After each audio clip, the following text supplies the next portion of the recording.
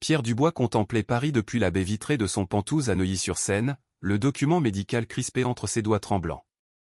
Cancer du pancréas. Stade 4. 6 mois à vivre, peut-être moins. À 72 ans, l'homme le plus riche de la région Île-de-France venait de recevoir sa sentence de mort. Le silence opulent de l'appartement semblait se moquer de lui, chaque objet de luxe, chaque œuvre d'art, un témoin muet de sa vacuité soudaine. Docteur Bernard, avait répété Pierre pour la 10e fois, sa voix normalement si assurée se brisant légèrement, nous devons discuter du traitement. Il y a des options palliatives qui peuvent. Je vous ai assez entendu, l'avait coupé Pierre d'un ton sec et sans appel. Sa vie entière avait été une série de décisions rapides et fermes, ce ne serait pas différent maintenant. Combien de mois, exactement? Le médecin avait soupiré, vaincu par cette façade de contrôle. Avec de la chance et un traitement agressif, de 4 à 6 mois. Sans traitement, peut-être 2 ou 3. Pierre avait hoché la tête, un masque d'impassibilité sur le visage, et avait congédié le médecin.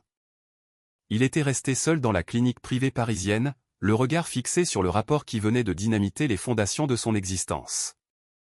72 ans à ériger un empire financier, brique par brique, accord par accord, et tout allait s'achever ainsi, sans héritier pour poursuivre son œuvre. Il n'avait pas d'enfant, ne s'était jamais marié officiellement. Ses seules relations avaient été des transactions commerciales déguisées en liaisons passagères, des alliances stratégiques où les sentiments étaient une faiblesse à proscrire. Il avait consacré chaque parcelle de son être à ses affaires, accumulant une fortune de plus de 500 millions d'euros. Et pourquoi? Pour que tout soit dévoré par l'État en droit de succession? L'ironie était amère. 3 jours plus tard, une angoisse sourde le rongeant, Pierre conduisait sa BMW à travers les rues animées du centre de Paris. Il s'arrêta à un feu rouge dans le quartier de Châtelet, le flot incessant de voitures et de piétons l'enveloppant dans une cacophonie familière. C'est alors qu'il la vit. Une petite fille d'environ 8 ans, le visage barbouillé de suie, vêtue de haillons qui avaient autrefois été des vêtements, s'approcha de sa voiture, tendant une main menue. D'habitude, Pierre ne baissait même pas la vitre. Ces gens faisaient partie du décor urbain, une nuisance qu'il avait appris à ignorer. Mais quelque chose chez elle le fit hésiter. Peut-être était-ce la détermination dans son regard, la façon dont elle frappait doucement mais fermement à la vitre, ou la dignité avec laquelle elle soutenait son regard sans ciller. Avec une réticence qui le surprit lui-même, il entrebâilla la fenêtre.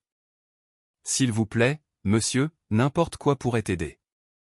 Ma grand-mère est malade et nous n'avons rien à manger ce soir. » La voix de la fillette était étonnamment claire, son français impeccable. Elle ne portait pas la complainte résignée qu'il attendait d'une enfant des rues. Il y avait une force tranquille en elle qui le désarçonna.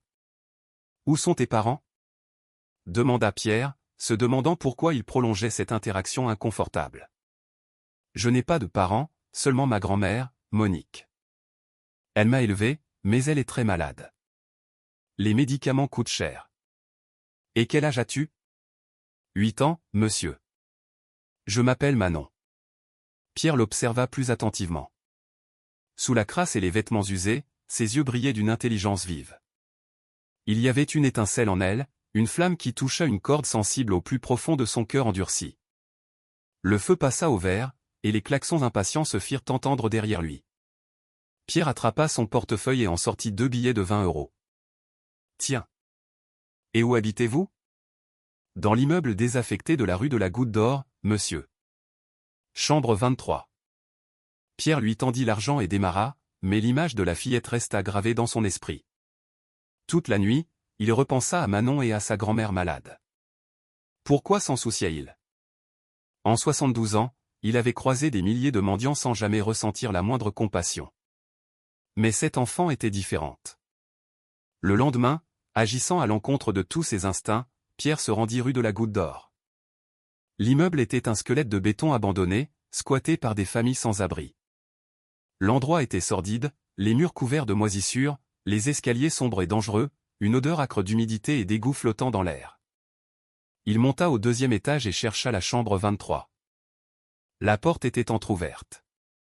Il frappa doucement et une voix faible répondit « Entrez ». Pierre poussa la porte et découvrit une scène qui le frappa en plein cœur. La chambre n'était qu'une unique pièce minuscule, une fenêtre brisée recouverte de plastique laissant filtrer une lumière blafarde. Dans un coin, sur un vieux lit simple, gisait une femme âgée, visiblement très malade. Par terre, sur un matelas élimé, Manon était assise, penchée sur ce qui semblait être ses devoirs dans un cahier usé. « Monsieur !» s'exclama Manon en se levant d'un bond. « Qu'est-ce que vous faites ici ?»« Je suis venu voir comment vous alliez, » répondit Pierre, lui-même surpris par sa propre présence en ce lieu. La grand-mère de Manon tenta de se redresser, mais la faiblesse l'en empêcha. Pierre pouvait voir sa poitrine se soulever avec difficulté. « Mamie, c'est le monsieur qui m'a donné de l'argent hier, » expliqua Manon. « Merci beaucoup, monsieur. Manon a pu acheter mes médicaments et il est même resté de quoi prendre un peu de pain et de fromage, » dit la vieille dame avec une gratitude sincère. Pierre balaya la pièce du regard. Pas de réfrigérateur, juste un petit réchaud à 2 feux. Les murs étaient tachés d'humidité, et l'odeur suggérait des problèmes de plomberie. C'était une existence indigne pour n'importe qui, à plus forte raison pour une enfant et une personne âgée malade. « Comment vous appelez-vous » demanda-t-il à la grand-mère. « Monique Leroy, monsieur.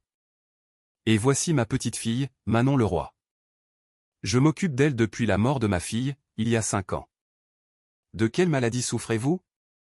Du diabète et des problèmes cardiaques. J'ai besoin de médicaments tous les jours, mais avec ma petite retraite de 800 €. Monique fit un geste de résignation qui en disait long. Pierre sentit une étrange oppression dans sa poitrine. Cette femme élevait une enfant avec si peu, dans des conditions infrahumaines. Et pourtant, Manon était polie, aussi propre que possible, et faisait ses devoirs avec application. « Puis-je vous demander ce que la petite étudie ?»« Les mathématiques, » répondit Manon avec un sourire timide. « Je suis en CE2. La maîtresse dit que je suis très douée avec les chiffres. » Manon est très intelligente, ajouta Monique avec une fierté évidente. Elle n'a jamais manqué un jour d'école, même quand il n'y avait pas d'argent pour la collation. Pierre s'accroupit près du matelas.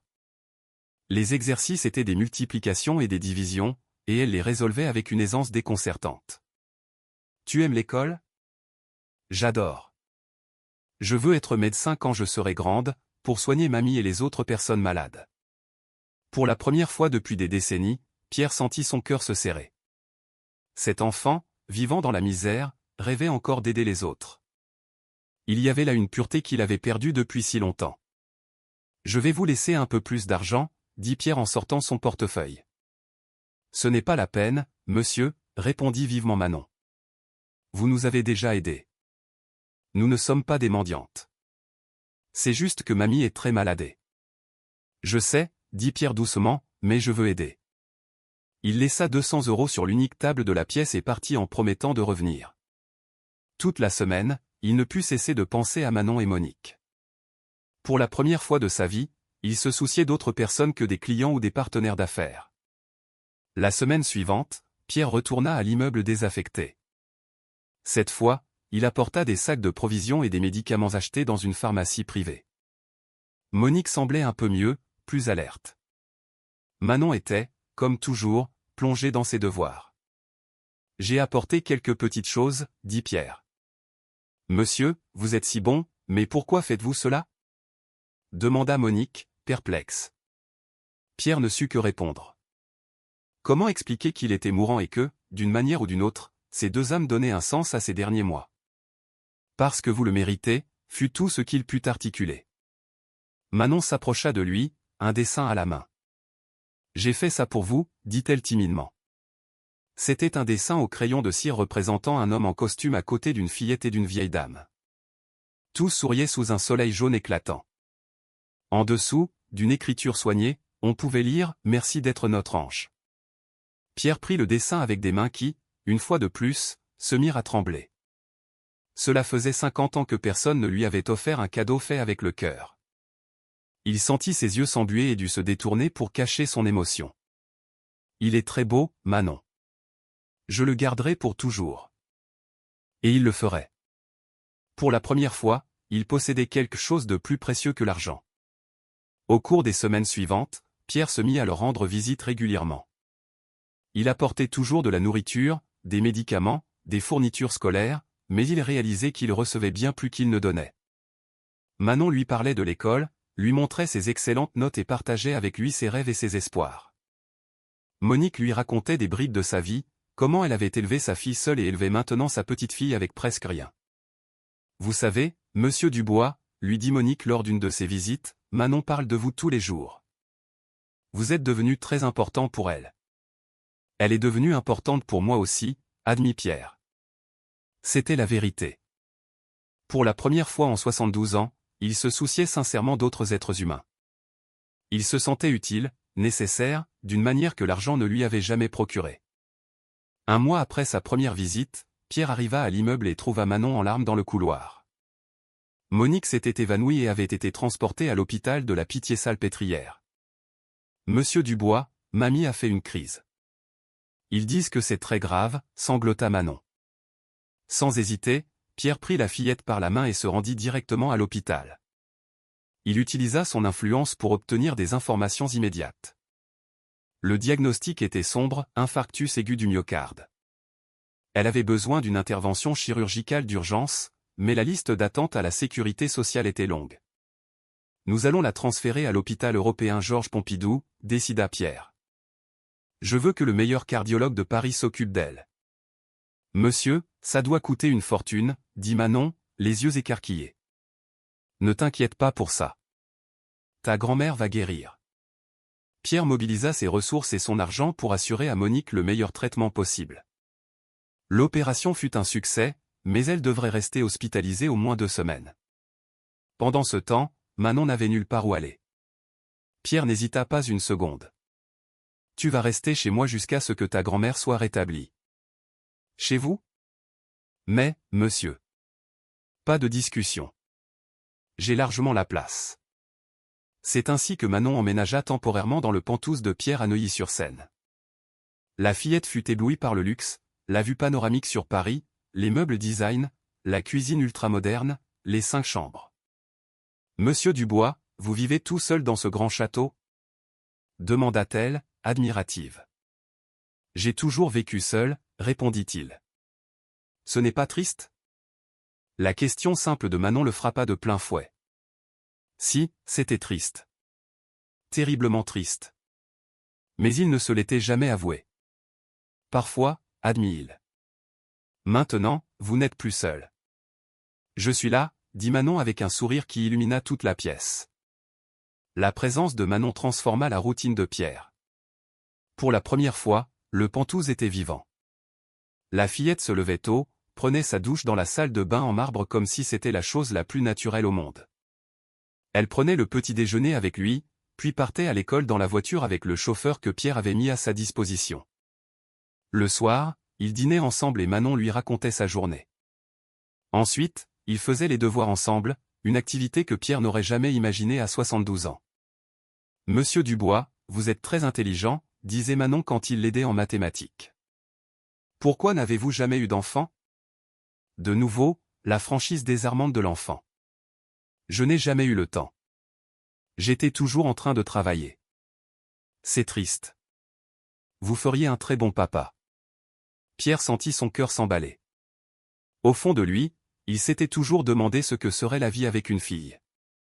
Maintenant, en s'occupant de Manon, il le savait.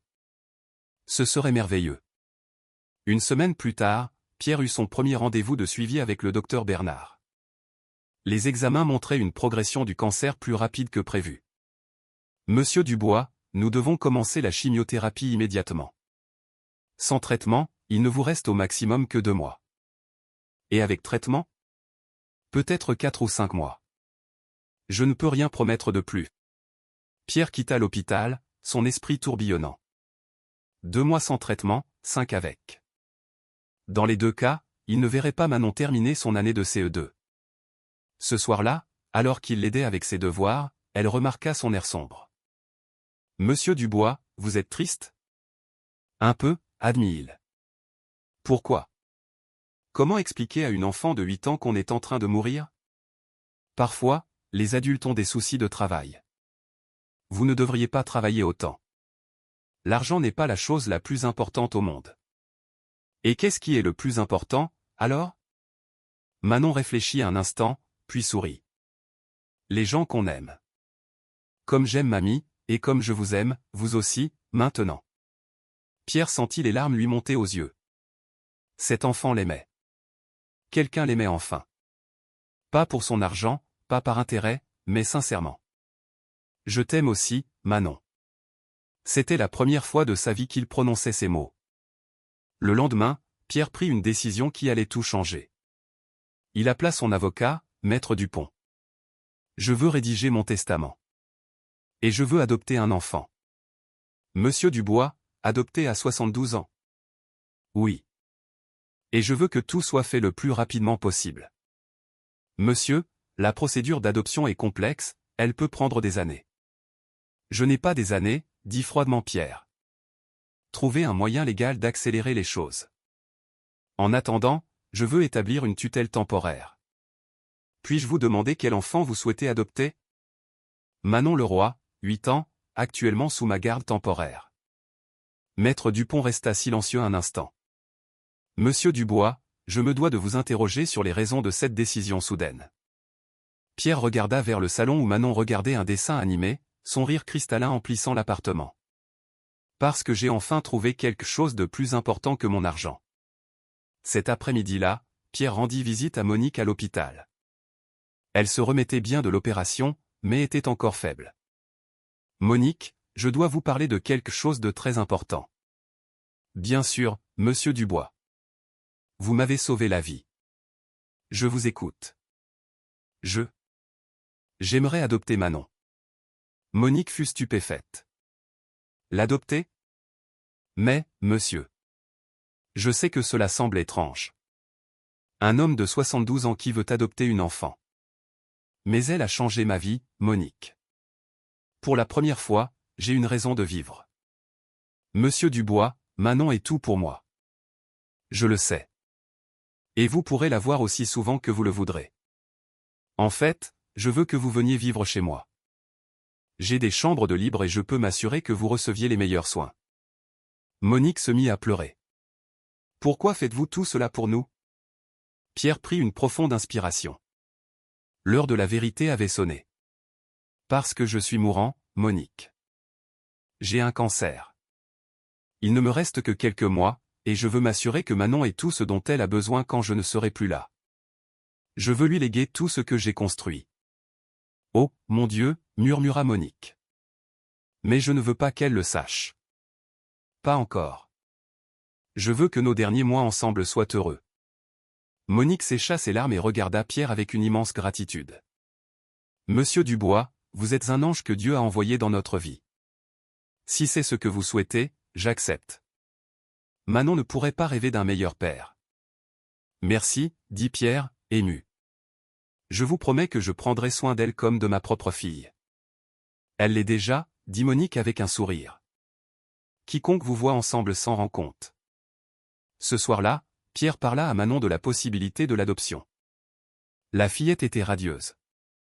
Ça veut dire que vous serez mon vrai papa? Si tu le veux bien. Manon sauta de joie sur le canapé. Bien sûr que je veux. J'ai toujours rêvé d'avoir un papa. Pierre la prit dans ses bras et, pour la première fois de sa vie, se sentit complet. Il avait une fille. Il avait une famille. Les semaines qui suivirent furent les plus belles de la vie de Pierre. Monique, une fois rétablie, emménagea dans une des chambres d'amis du Penthouse. Manon s'adapta parfaitement à sa nouvelle vie, école privée, cours de soutien, leçons de piano, natation. Mais plus que le luxe, elle aimait avoir une famille. Chaque matin, elle se levait tôt pour prendre son petit déjeuner avec papa et mamie Monique. Chaque soir, ils dînaient ensemble comme une vraie famille. Pierre commença la chimiothérapie, mais le cacha à Manon, prétextant des réunions de travail pour justifier ses absences. Les effets secondaires étaient terribles, nausées, fatigue, perte de poids. Mais cela en valait la peine pour gagner quelques mois de plus avec sa fille. Un jour, 2 mois après l'officialisation de l'adoption, Manon revint de l'école avec une rédaction intitulée « Ma famille ». Je veux te la lire, papa. Pierre s'assit tandis que Manon lisait d'une voix fière « Ma famille est petite, mais pleine d'amour. Mon papa, Pierre, est l'homme le plus beau et le plus intelligent du monde. Il m'a adopté quand je n'avais rien et m'a tout donné. Ma mamie Monique est la femme la plus douce qui soit. Avant, nous étions pauvres et tristes, mais maintenant, nous sommes riches d'amour. Mon papa dit que l'argent n'est pas important, mais je sais qu'il l'est, parce que maintenant je peux acheter des médicaments pour mamie et de belles fournitures scolaires. Un jour, je veux devenir médecin comme avant, mais maintenant, je veux aussi soigner mon papa quand il sera vieux, parce qu'une famille, c'est pour toujours. Pierre ne put retenir ses larmes. Cet enfant de 8 ans avait résumé en quelques lignes ce qu'il avait mis 72 ans à comprendre. Une famille, c'est pour toujours. C'est magnifique, ma chérie. Absolument magnifique. Je peux te poser une question, papa? Bien sûr.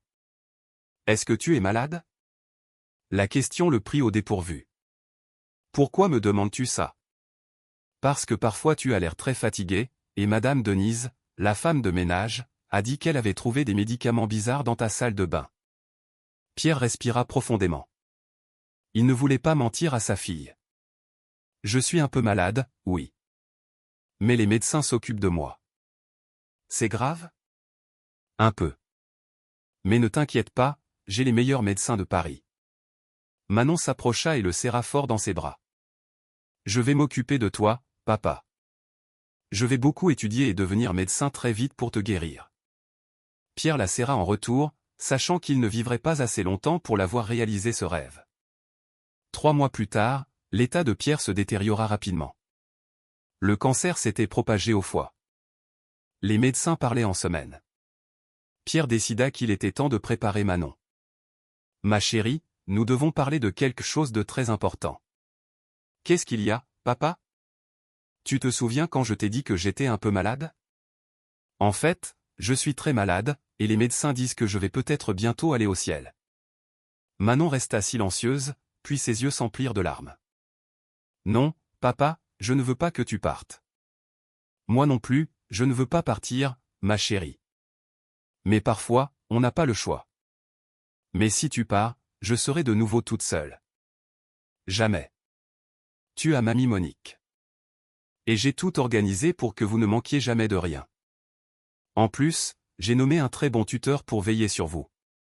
Mais c'est toi que je veux. Pierre la prit sur ses genoux, malgré la douleur. Moi aussi, je voudrais rester pour toujours. Mais tu dois me promettre quelque chose. Quoi? Que tu continueras à bien travailler à l'école, que tu réaliseras ton rêve de devenir médecin, et que tu te souviendras toujours que tu as fait de moi l'homme le plus heureux du monde. Je te le promets, papa. Mais promets-moi de te battre pour rester plus longtemps. Je te promets de me battre jusqu'au dernier souffle. Pierre tint sa promesse. Il passa ces 2 derniers mois à enseigner à Manon tout ce qu'il pouvait sur les affaires, sur la vie, sur la manière d'être une bonne personne. Il lui raconta des histoires de sa jeunesse. Il lui expliqua les bases de l'investissement. Quand tu seras grande, tu seras très riche. Mais souviens-toi, l'argent sert à aider les gens. Et surtout, il lui montra ce qu'était un amour inconditionnel. La semaine avant sa mort, Pierre réunit son équipe juridique pour la lecture du testament en présence de Manon et de Monique. Je lègue l'intégralité de ma fortune, estimée à 70 millions d'euros, à ma fille adoptive, Manon Leroy. De plus, je donne des instructions spécifiques pour que 10% de cette fortune soit utilisée pour créer la fondation Manon Leroy, destinée à aider les enfants défavorisés à réaliser leur rêve d'étudier la médecine. Tout le monde fut abasourdi par le montant de l'héritage. Manon serait l'enfant la plus riche de France. De plus, continua l'avocat, je laisse des instructions pour que Madame Monique Leroy soit prise en charge pour le reste de sa vie, avec un appartement à son nom, une voiture, une assurance santé à vie et une pension mensuelle de 5 000 euros. Monique faillit s'évanouir, mais pour Pierre, l'argent était secondaire. L'important était la famille qu'il avait trouvée dans ces derniers mois. Lors de sa dernière soirée, Pierre était alité, Manon lisant une histoire à ses côtés. « Papa, quand tu seras au ciel, tu veilleras sur moi? Chaque jour, ma fille. Et je serai si fier de te voir grandir et devenir un médecin formidable. J'aiderai beaucoup d'enfants, comme tu m'as aidé. Je sais que tu le feras. Tu as un grand cœur, comme ta mamie. Papa? Oui. Merci de m'avoir aimé. Merci à toi de m'avoir appris ce que c'est que d'aimer, ma fille. » Pierre Dubois mourut paisiblement à l'aube, la main de Manon dans la sienne. 10 ans plus tard, Manon Leroy, désormais âgée de 18 ans, était à sa remise de diplôme au lycée Henri IV, l'un des plus prestigieux de Paris. Major de sa promotion, elle monta sur scène pour son discours. Je m'appelle Manon Leroy. Il y a 10 ans, je vivais dans un immeuble désaffecté de la Goutte d'Or avec ma grand-mère. Nous étions pauvres, mais riches d'amour. Un jour, un homme très spécial est entré dans nos vies et a tout changé. Le public écoutait, captivé. Pierre Dubois était connu comme un homme d'affaires froid et calculateur, mais j'ai connu le père le plus aimant qu'une fille puisse désirer. Il m'a appris que l'argent n'a de valeur que lorsqu'il est utilisé pour aider les autres. Monique, 82 ans mais en bonne santé grâce aux meilleurs soins, pleurait de fierté au premier rang. C'est pourquoi, l'année prochaine, je commencerai mes études de médecine à la Sorbonne. Et quand je serai diplômé, j'utiliserai la Fondation Manon Leroy pour offrir des bourses d'études aux enfants défavorisés qui veulent devenir médecins. Car mon père m'a appris que notre plus grande richesse n'est pas ce que nous accumulons, mais ce que nous laissons derrière nous. Pierre Dubois est mort à 73 ans, 6 mois seulement après m'avoir adopté. Mais en ces 6 mois, il a vécu plus que dans toutes les autres années de sa vie, car il a enfin appris à aimer et à être aimé. Manon leva les yeux au ciel. Papa, si tu m'entends, sache que tu n'es pas mort sans héritier. Tu as laissé le plus grand héritage de tous, l'amour. Et je transmettrai cet héritage en aidant d'autres enfants, comme tu m'as aidé. Le public se leva pour une ovation émue. Ce soir-là, Manon visita la tombe de Pierre au cimetière du Père-Lachaise. C'était une tombe simple, comme il l'avait demandé. Sur la pierre tombale était gravé « Pierre Dubois, entrepreneur, philanthrope, père bien-aimé ». Elle déposa des fleurs fraîches. « Salut papa. J'ai eu mon bac aujourd'hui. Avec mention très bien, comme tu disais toujours que j'y arriverais. Mamie va bien, elle est très fière. Et la fondation a déjà aidé 250 jeunes à étudier la médecine. » Une brise légère agita les feuilles des arbres. « Tu sais quoi d'autre, papa ? Hier, j'ai rencontré un garçon au lycée qui est orphelin lui aussi. Il s'appelle Lucas, il a 15 ans. Il vit dans une institution. Il est très intelligent et veut aussi être médecin. J'ai pensé l'adopter comme mon frère quand j'aurai 18 ans. Qu'en penses-tu ? » Le vent tomba, comme si quelqu'un écoutait. « Je pense que tu serais d'accord.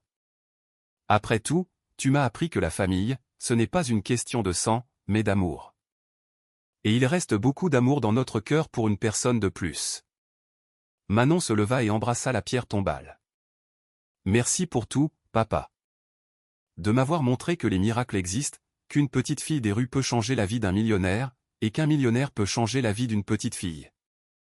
Dès demain, je vais utiliser notre fortune pour changer la vie de beaucoup d'autres enfants, car c'est ce que tu ferais. » En retournant à la voiture, la même BMW que Pierre conduisait quand il l'avait rencontrée et qu'elle tenait à conserver, Manon sourit. Pierre Dubois n'était vraiment pas mort sans héritier. Il avait laissé le plus grand héritage possible, une fille qui avait appris à transformer l'argent en amour, et l'amour en espoir. Et l'histoire continuerait, génération après génération, car le véritable legs d'un homme n'est pas dans ce qu'il amasse, mais dans l'amour qu'il sème dans le cœur d'un enfant. 20 ans plus tard, le docteur Manon Leroy, 28 ans, l'une des pédiatres les plus respectées de France, se trouvait dans l'hôpital qu'elle avait fait construire dans un quartier populaire de la banlieue parisienne. L'hôpital Pierre Dubois soignait gratuitement les enfants défavorisés et était entièrement financé par la Fondation Manon Leroy. Ce jour-là, elle inaugurait l'aile d'oncologie pédiatrique. Des centaines de personnes étaient présentes.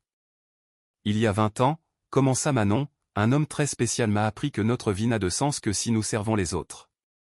Pierre Dubois était millionnaire, mais il est mort pauvre d'amour. Jusqu'à ce qu'une petite fille des rues, moi, change son cœur.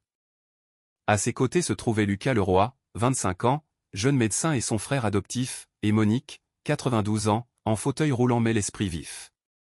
Ce qui me rend le plus fier, poursuivit Manon, c'est de savoir que chaque enfant que nous aidons apprend la même leçon que mon père m'a enseignée, l'amour se multiplie lorsqu'il est partagé. Après la cérémonie, Manon parcourut les couloirs. Dans la dernière chambre, elle trouva une fillette de 8 ans, seule. « Bonjour, ma belle. Comment t'appelles-tu ? » ? Léa. « Où sont tes parents, Léa ? » ? J'en ai pas. Je vis dans un foyer. Manon sentit son cœur battre plus fort. C'était comme se voir dans un miroir, 20 ans plus tôt. Léa, je peux te raconter une histoire? Il y a 20 ans, une fille de ton âge était seule aussi. Un jour, elle a rencontré un homme qui a changé sa vie pour toujours. Qu'est-ce qui s'est passé? Il l'a adoptée. Il lui a donné de l'amour, une famille. Tu sais qui était cette petite fille? Qui? C'était moi. Les yeux de Léa s'écarquillèrent. Et tu sais ce qu'il m'a appris? Que quand on grandit, on doit aider les autres enfants comme nous. C'est pour ça que j'ai construit cet hôpital. Vous allez m'aider, madame le docteur? Manon prit la main de la fillette. Je ne vais pas seulement t'aider à guérir. Si tu veux, quand tu sortiras d'ici, tu pourras venir vivre avec moi et ma famille. J'ai une grande maison, avec de la place pour une autre fille. Vous voulez m'adopter? Si tu veux bien être ma fille. Léa se mit à pleurer de joie. Oui, je veux. J'ai toujours rêvé d'une famille. Manon la serra dans ses bras, sentant la présence approbatrice de Pierre. Ce soir-là, elle retourna au cimetière. Papa, j'ai rencontré Léa aujourd'hui. 8 ans, seule au monde. Courageuse, intelligente. Elle me rappelle quelqu'un que tu as connu il y a 20 ans. Je vais l'adopter, comme tu m'as adopté. Je lui apprendrai tout ce que tu m'as appris. Que l'amour est la seule vraie richesse. La fondation a aidé plus de 10 000 enfants. L'hôpital sauve des centaines de vies. Mais tu sais ce qui est le plus important? C'est que chaque enfant que nous aidons apprend à aider les autres à son tour. Lucas a déjà adopté 2 frères. Carla, notre première boursière, a ouvert une clinique gratuite à Marseille. Tu as planté une graine d'amour, et elle est devenue une forêt. Une étoile filante traversa le ciel. Je suppose que c'est toi qui me donnes ton accord. Merci, papa. De m'avoir appris que les miracles ne tombent pas du ciel. Ils naissent quand nous décidons d'être le miracle dans la vie de quelqu'un. En repartant, Manon songea que Pierre était mort en se croyant sans héritier, mais il avait laissé le plus grand des legs, une fille qui avait transformé sa fortune en générosité. Et l'histoire continuerait. Léa grandirait, deviendrait médecin, aiderait d'autres enfants, qui à leur tour en aideraient d'autres. Pour toujours. Car le véritable héritage de Pierre Dubois n'était pas dans ses millions, mais dans le cœur d'une petite fille des rues qu'il avait choisi d'aimer, et qui répandait maintenant cet amour à travers le monde. Il n'était pas mort sans héritier. Il en avait laissé des milliers. Fin.